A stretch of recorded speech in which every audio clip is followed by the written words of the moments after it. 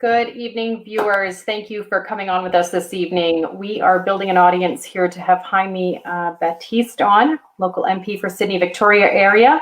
So welcome tonight. As you come on, feel free to let us know where you're tuning in from, where you're watching from. As a typical Cape Bretoner, we all like to know how everyone's doing. So definitely put in the comments there if you don't mind where you're watching from. Also, during the broadcast with Jaime, you're more than welcome to text me if you'd like to put in an anonymous comment. You don't want your name showing. 902-305-7833. I do document all comments. I pass them on to our local leaders. So please feel free to do that. Again, the number, I'll put it on the screen now, is actually, maybe I'll get my moderator there in the background to put up my number on screen, which is 902-305-7833. Once again, thank you for joining us. This is Ripple Effects Canada, Cape Breton Live TV, and I'm broadcasting here from Madame, Cape Breton Island, Nova Scotia. Little town outside of Arishat, little fishing village. And so we're going to be bringing on Jaime here in just a second. All right.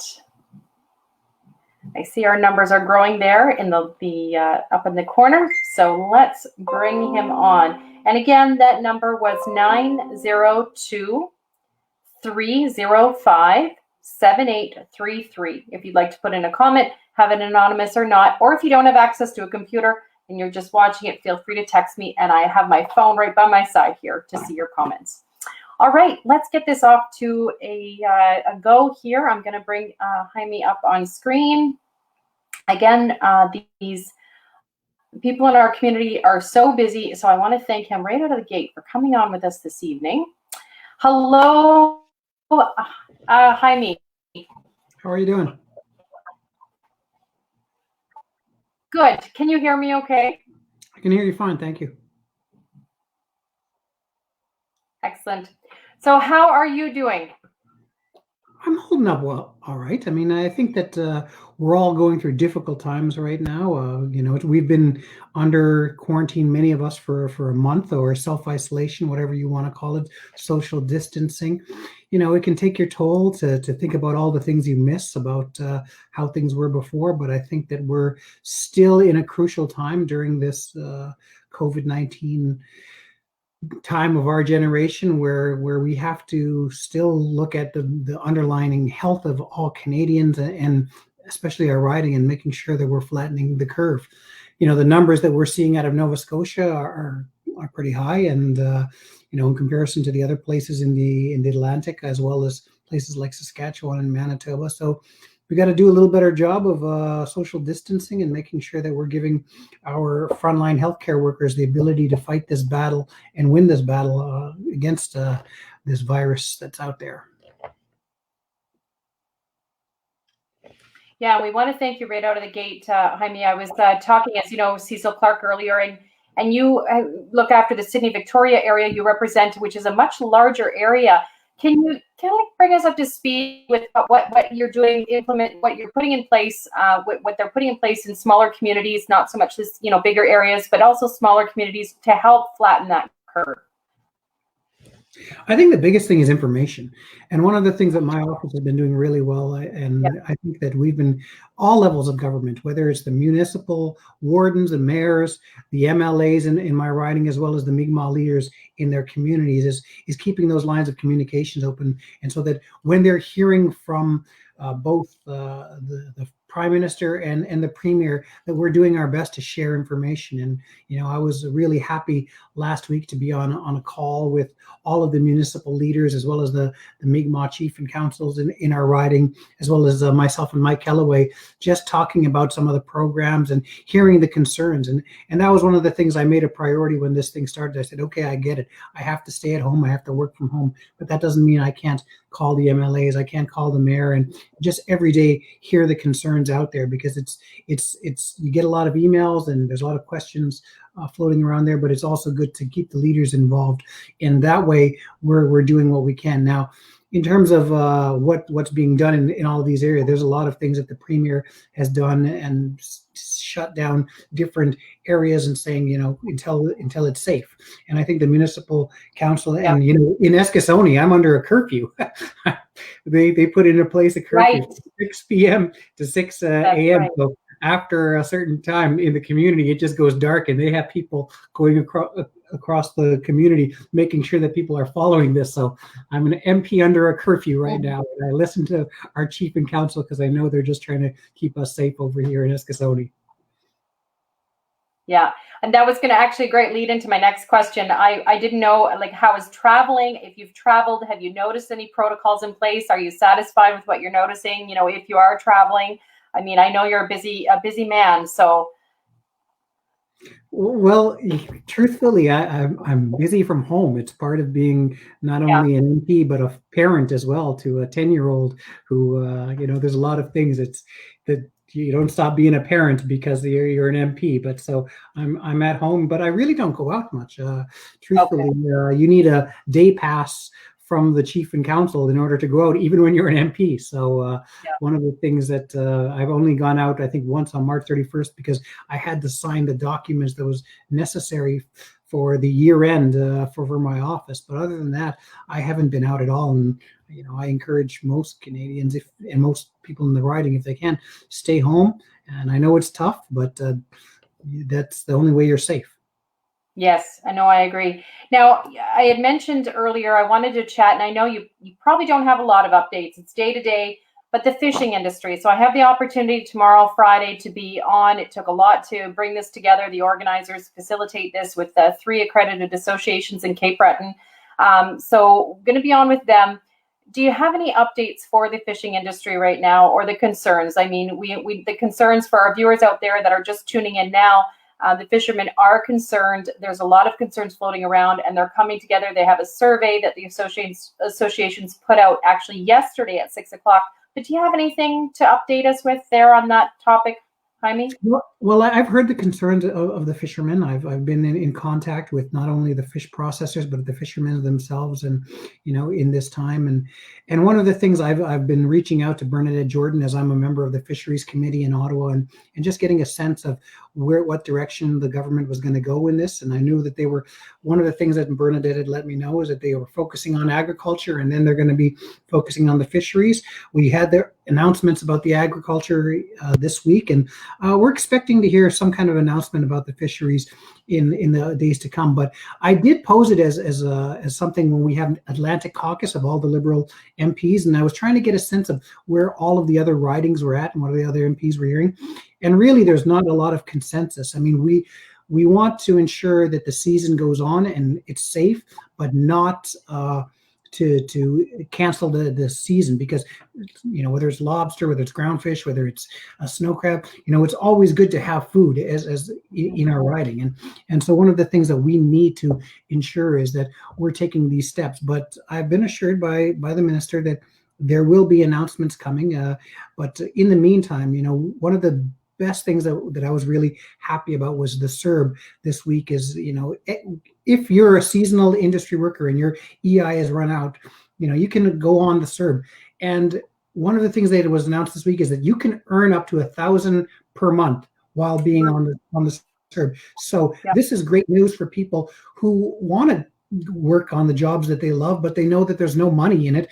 But this is important steps where, whether you own your own studio and you want to work a few hours to finish off projects, or whether you're a fisherman and you want to see how it goes to go out there and try to sell your product. And because I'm hearing the industry is not going to be great this year, no one's out there buying lobster, no one's out there going to the keg and having your steak and snow crab. And so these are things that we're noticing, but we want to make sure that when the season goes, the biggest thing is that it's that we have the protective equipment for people in fish processing plants, so that and on the boats, that we're making sure that people are safe first and foremost.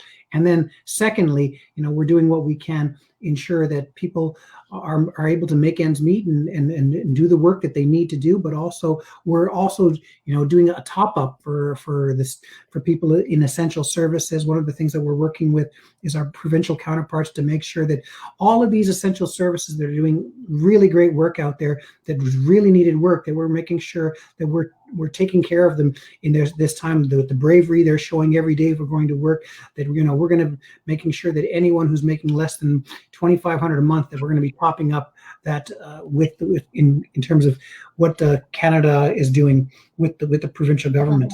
But as well as the loan payments, we have small business loans available for people. And one of the things that we did, one of the great announcements today, is that we've increased the amount of people who are eligible for this. Before, you had to have 40,000 in payroll and staff. Now we decreased that down to 20,000. So we're looking more and more every day on helping small business owners, helping the industry, and fishing is one of those. And I'm expecting an announcement to come in the weeks or the days, really. Hopefully by the end of next week, we'll hear something. But I don't want to put too much pressure on the minister. I know she's got 70 different areas and industries that are all giving her different information and different advocacy on what they want. And so it's a real tough thing. But I know on Fridays, she does meet with the provincial ministers of fisheries from the Atlantic provinces to hear where they're at. Mm-hmm. So I just want to acknowledge our viewers and comments on this side and give Jaime an opportunity to get out or speak to the public on any updates he has. And thank you, Jaime. I noticed you put up a post today about that, about the top up and the business grant. So that was good. Things are changing daily, I noticed. So it's that's so true. And so some of the comments I can see here, as he just said, they don't have any answers to yet, but that doesn't mean, there won't be something released soon. I noticed why not extend EI for all seasonal workers? So again, viewers, feel free to put your comments and input in here, because we keep and document all comments, and I do send a copy of the show to Jaime after it's done.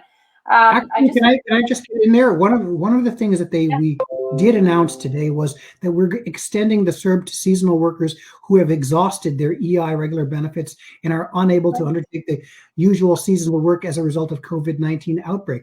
So if you're a seasonal industry like a fisheries or any of the tourism industries, I would apply for the CERB. I would apply for it, because that's most of it. And if at some point you're able to fish, and you can still earn up to 1,000 before you take yourself off that. So I wouldn't wait. I would tell people to get on that now. And one of the announcements that we made today is because every evening we have a caucus meeting with Liberal MPs from all across the country, and we constantly throw out ideas. We constantly talk about some of the people who are falling through the gaps. And, we have brought up fisheries on a number of occasions. And so it's just taking the government. Every day there's a new announcement, but it's because we're listening. It's because we're hearing from Canadians. It's because our government is doing our best in a circumstance that's never been felt in a lifetime as this. But we're hearing the recommendations from MPs across the country, and we're implementing it. I'm really proud to be with such a diverse but also knowledgeable base of MPs that have really good ideas on a lot of different areas. Mm-hmm. No, it's very true. It's hard for me to keep up, let alone, so we really appreciate you doing that. And the posts are always there. I'm going to put Jaime's link in the comments so that you, all viewers, can check out the post he does put up. Mary DeVoe, extend all seasonal workers, EI top up for workers. So as Jaime just said, and it's very easy. I noticed a lot of people asking questions earlier. If I don't have a CRA account or if I don't know how to do it, I was quite pleased that it's so easy to go on that website and fill out a couple questions and it's submitted. They make it very user friendly. Mm-hmm. Yep.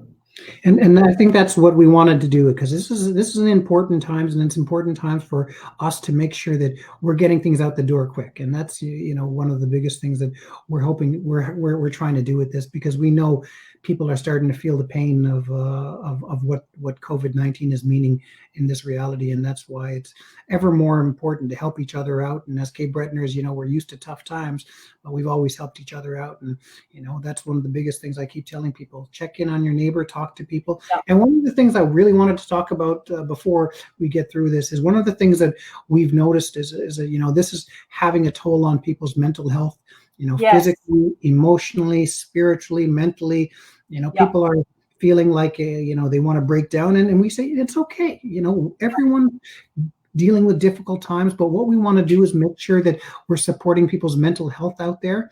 And one of the things we introduced is Wellness Together Canada. It's a portal that canada.ca/coronavirus. If you look at that, you can get connected to the people who can give you whatever kind of help. Maybe just you need someone to talk to. Maybe you're dealing with someone who has addictions, and there's all kinds of supports available.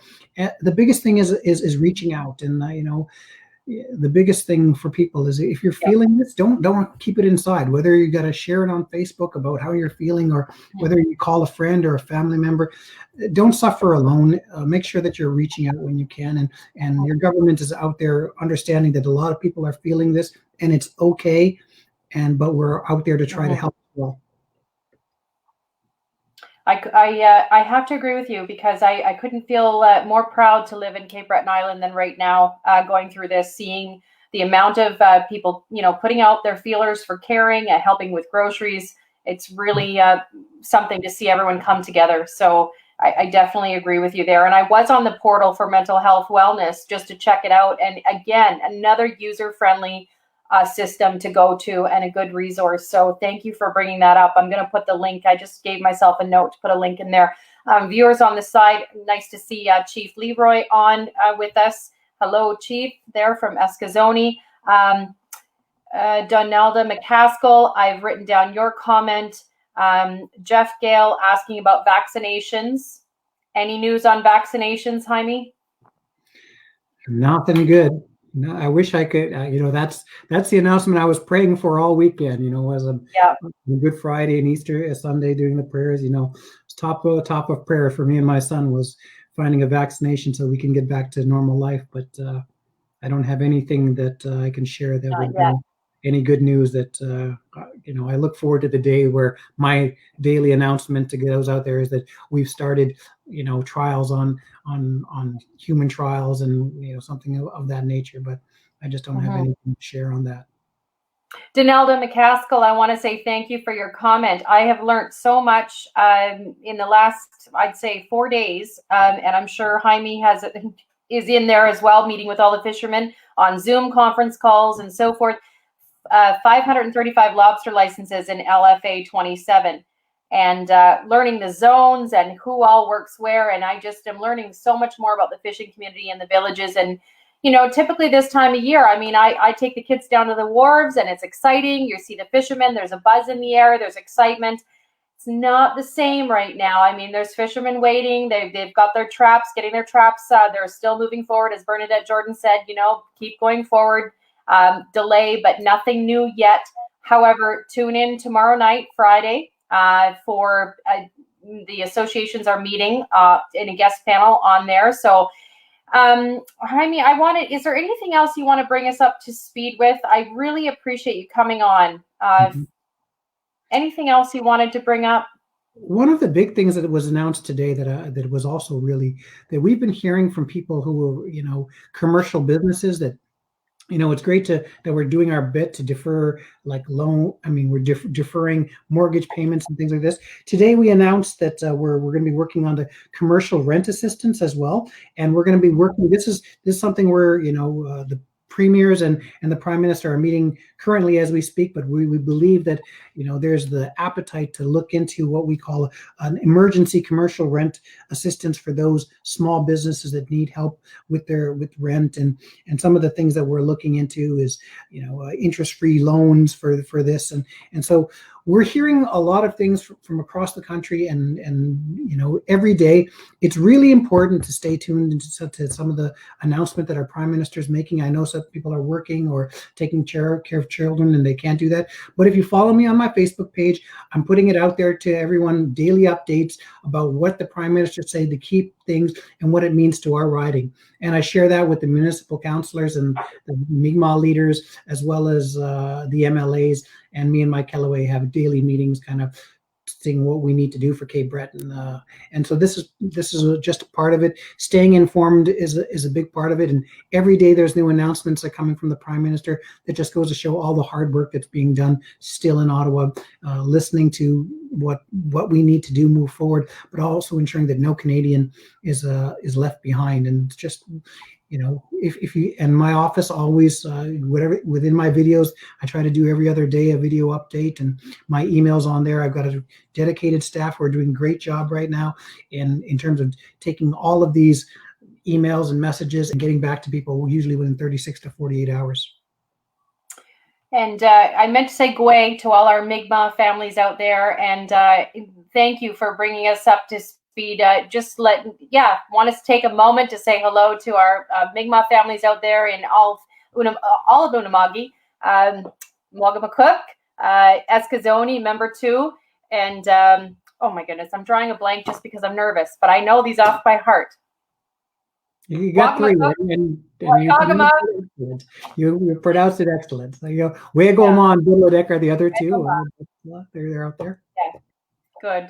So please know that we're thinking about you as well, even though we might not see you out and about. We are definitely thinking of you as one massive Cape Breton family. So is there any closing words, Jaime, you want to say before we end off? Because I know you're busy, you've got lots of meetings, but is there anything else you want to bring out before we As always, I'd just like to thank the essential workers out there who were, their bravery and their courage that it allows our lives to have some resemblance of normalcy, and that we can continue our day-to-day lives with our food and things that we need. And so especially those ones at the hospital, the frontline workers on COVID, just a thank you, Walaliek, Takbelev, Merci, all 4 languages, just real thank you on that. But also, we're not out of the woods with this yet. And so we need to stay safe, stay home. And, if you need help, reach out.